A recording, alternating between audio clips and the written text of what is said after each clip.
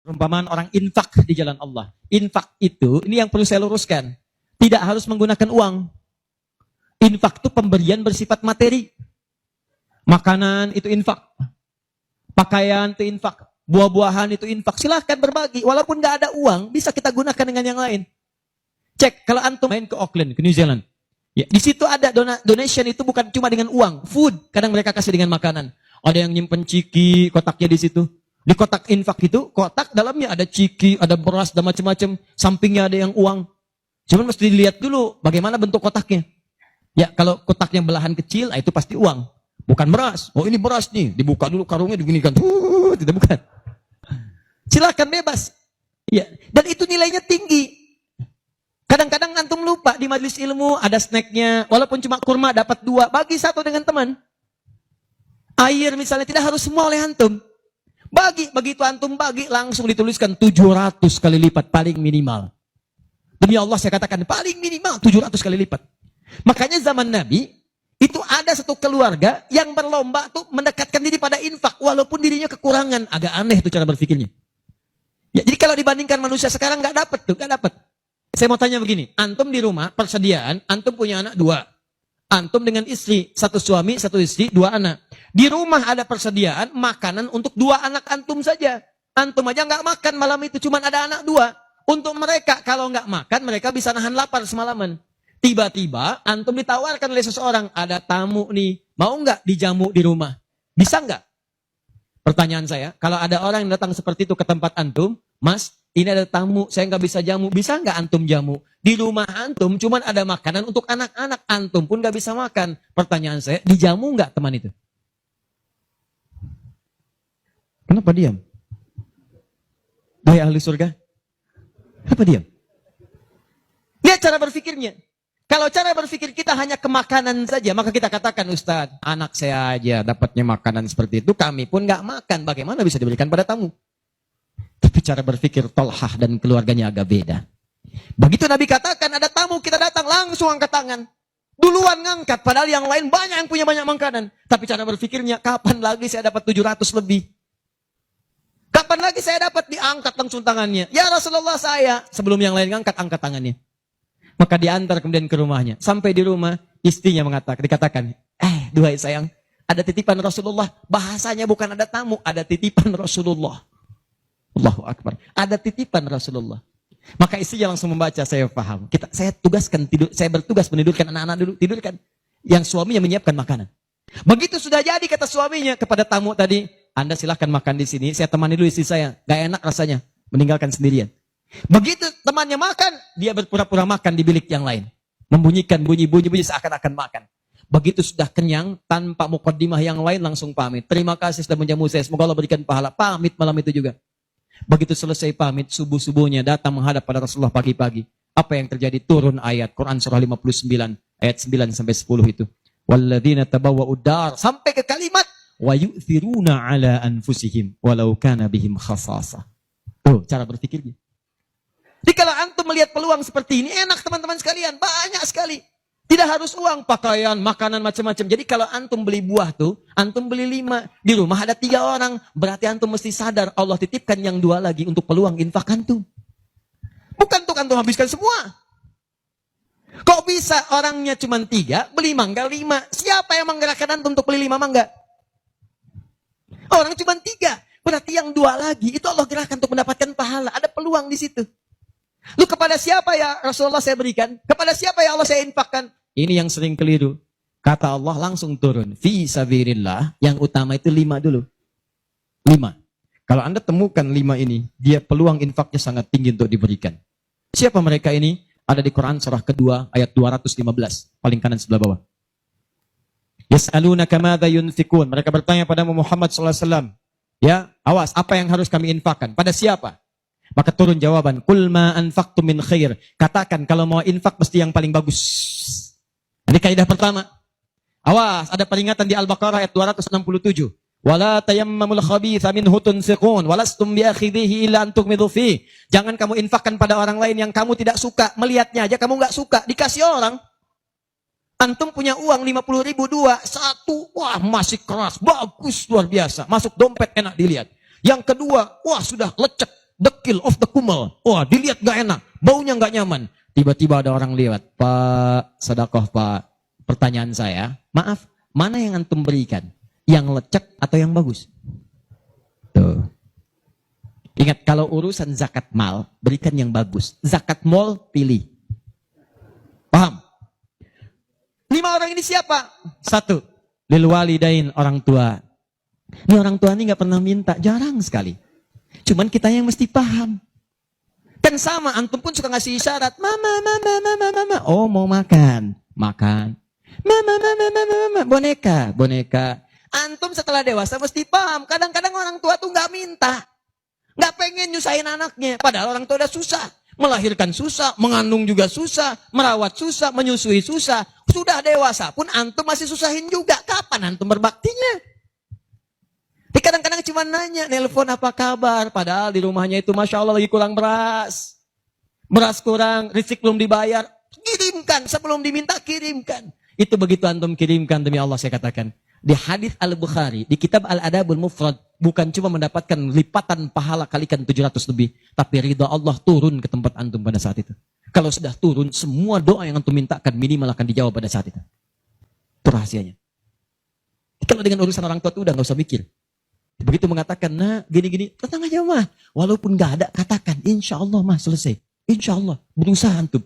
Begitu antum dapatkan seperti orang tua mengusahakan untuk antum dulu, maka pahala dilipat gandakan, ridho turun seketika. Kejar. Wal aqrabin, kerabat terdekat. Kerabat dibagi 2. Ada yang tempatnya jauh tapi hubungannya dekat. Punya saudara sekandung, tinggalnya di Palembang, antum di Semarang. Ayo kirimkan. Anak bibi, nggak bisa nih pendidikannya. Bantu, antum ada, bantu, nilainya tinggi. Jangan dikira ringan. Nih, bagian kedua nanti kalau saya terangkan banyak nih. Tenang aja, kita masih sampai subuh. Bagian kedua. Saya ikutin deh. Antum jual, saya beli. Ya, cuman saya beli sampai 9:30. Paham? Ayo, akrabin. Yang kedua itu, maaf. Golongan kedua akrabin bisa tetangga. Orang yang tidak ada hubungan famili secara mahram cuma tetangga antum. Tapi kalau yang kedua ini, Allahu Akbar, indahnya Al-Quran. Cek oleh antum, silahkan cek. Walaupun beda agama, itu tetap ada peluang infak. Gak ada ketentuan ini kecuali di Quran. Gak ada aturan ini kecuali di hadis. Buka Quran surah ke-31, ayat 15, paling kiri sebelah atas. Ada anak muslim, orang tua, belum Islam, belum dapat hidayah. Kata Allah, urusan untuk ibadah, pisahkan. Orang tua jangan paksa, doakan dia, silahkan dakwahi. Tapi urusan dunia, wasahibhuma fid dunya ma'rufa.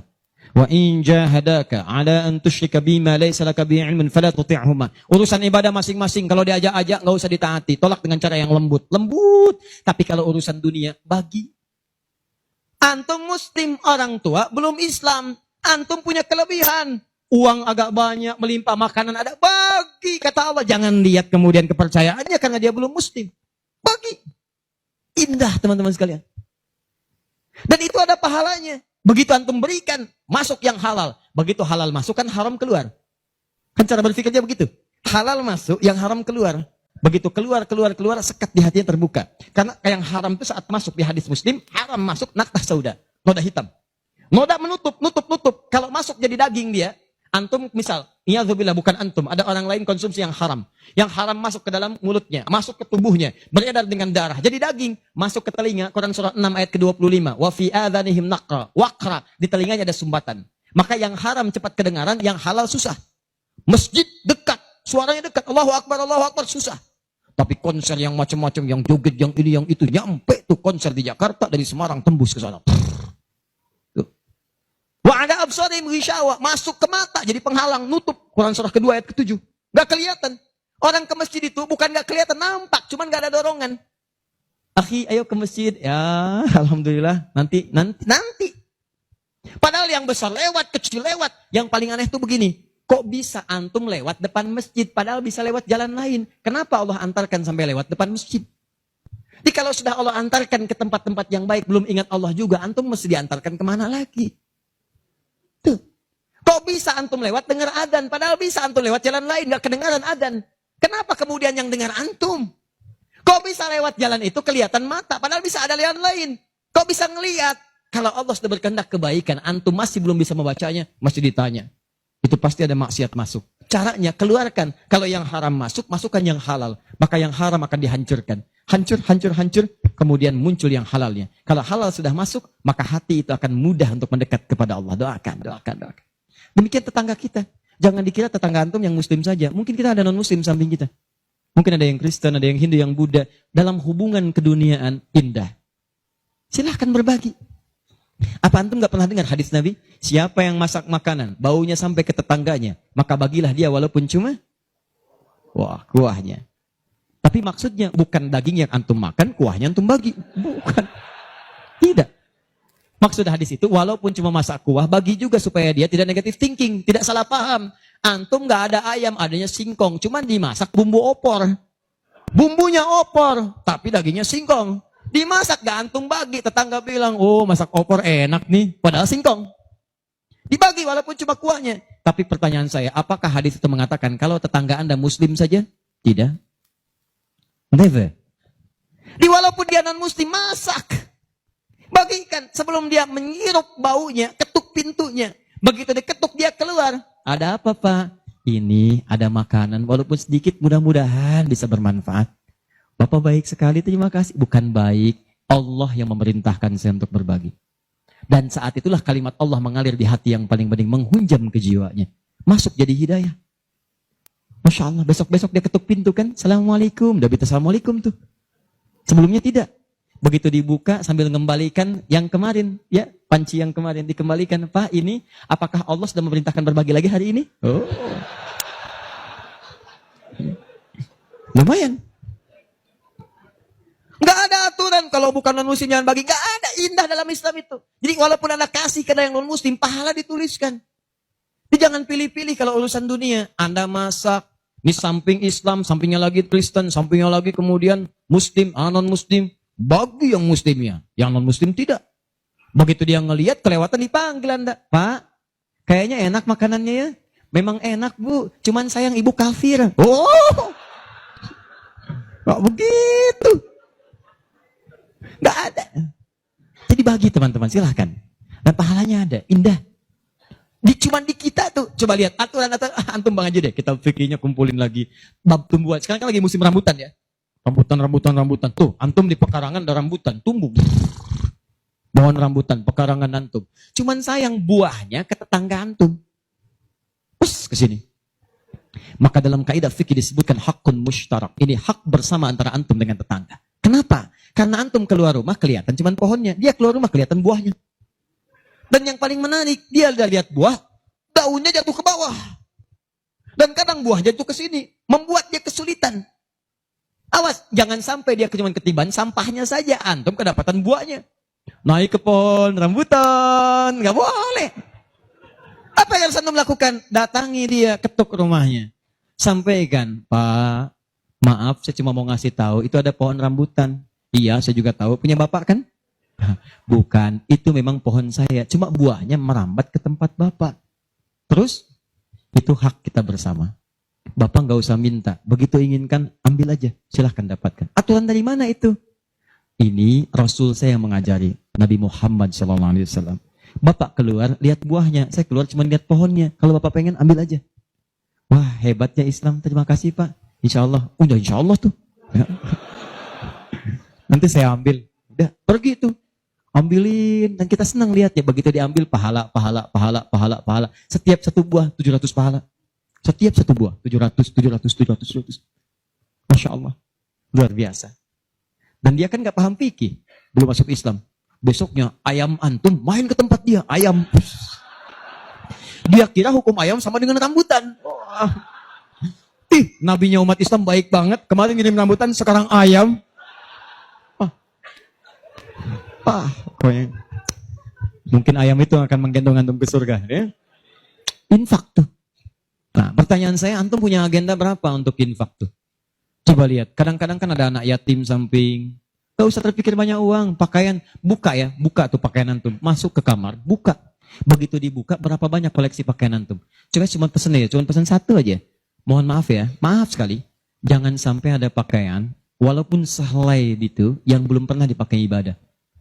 Usahakan setiap yang kita gunakan jadi saksi di akhirat bahwa dia pernah dipakai ibadah. Karena semua akan bicara. Tuh lihat kaos, bagian dalam, celana, bagian luar, semua, cek lagi semua. Dan kalau sudah itu antum pakai, ada yang lain gak kepake, bukan gak kepake. Boleh jadi, itu dititipkan oleh Allah kepada antum untuk menjadi pahala antum dengan itu. Sebab mudah bagi Allah menitipkan pada yang lain. Kenapa dipilih antum? Seberapa bagian pahalanya. Jelas?